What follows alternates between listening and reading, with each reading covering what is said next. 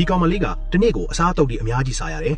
လမ်းလျှောက်နေရင်တော့အမြဲစားနေကြီးမယ်ဘိုက်ကစားနေလို့မယ်ဘာလို့လဲဆိုတော့မွေးကလေးကသူ့ခန္ဓာကိုယ်ထဲမှာပိုးကောင်တစ်မျိုးကြီးထွားနေလို့လေတနေ့ကျတော့အဲ့ဒီပိုးကောင်တွေကသူ့အတန်းဖော်ရီစီကတ်သွားပြီးကူးဆက်ခံရတဲ့ចောင်းသားတွေရဲ့တကူလုံးမှာအနီကွက်တွေထွက်လာကြရောသူကဟုတ်ကောင်လိုအထင်ခံရမှာကြောက်တော့အဲ့ဒီပိုးတွေကိုတိတ်တိတ်လေးပဲလက်ရှင်းပြန်ရရှာတယ်เจ้าမှာအဲ့ဒီပိုးကောင်တွေကိုမြင်နိုင်တဲ့ဆရာမတယောက်ရှိမှမသိခင်အထိသူတယောက်တည်းပဲတိုက်ခိုက်နေခဲ့တာပေါ့ဒီကောင်မလေးကပိုးကောင်တွေကိုရှင်းနိုင်မှလည်းတီးတော့ဆရာမကเจ้าဝင်းထဲမှာပိုးကောင်တွေကိုအတဲအတန်လိုက်ရှာတော့တာပဲတခြားသူတွေကတော့ဆရာမယူပါပြီလို့ထင်နေကြတာဒီနေ့ကျတော့ဆရာမကသူ့ကိုရုံငန်းနဲ့ခေါ်သွားတယ်ပိုးကောင်တွေအများကြီးတွေ့တော့သူကလက်နဲ့အပြစ်နိုင်ပြီးပါဇက်ခဲအကုန်ထဲစားပစ်လိုက်တယ်ဒီလိုနဲ့သူကနာရီပေါင်းများစွာကြာအောင်ထိုင်စားနေကြတာเจ้าတွေကပိုးကောင်တွေအကုန်လုံးကိုသူရှင်းလိုက်ပြီးမယ်သူ့ပိုက်ထဲမှာတော့တော်တော်လေးနေရာခတ်သွားတယ်ဒါနဲ့ဆရာမကသူ့ကိုဆေးရုံမြန်ပို့လိုက်ရတယ်ဆရာဝန်ကသူ့ခန္ဓာကိုယ်ထဲကပိုးကောင်အကြီးကြီးတစ်ကောင်ကိုဖယ်ရှားပေးလိုက်တယ်။ကောင်မလေးကတော့အခုဆိုပုံမှန်တိုင်းနေနိုင်ပြီဆိုပြီးအရန်ပြောသွားတာပေါ့။ဒါပေမဲ့အရာအလုံးပြီးဆုံးသွားပြီလို့ထင်လိုက်ချိန်မှာပဲပိုးကောင်တစ်ကောင်ကအတန်းဖော်နှစ်ယောက်ရဲ့ခန္ဓာကိုယ်မှာကတ်တွဲပြီးကျန်နေခဲ့တယ်။သူတို့ကစွမ်းရည်တွေအလုံးလောက်ဆုပ်ယူပြီးတော့စင်ကဲပြောင်းလဲမှုတော့လုပ်ပြီးသွားကြပြီ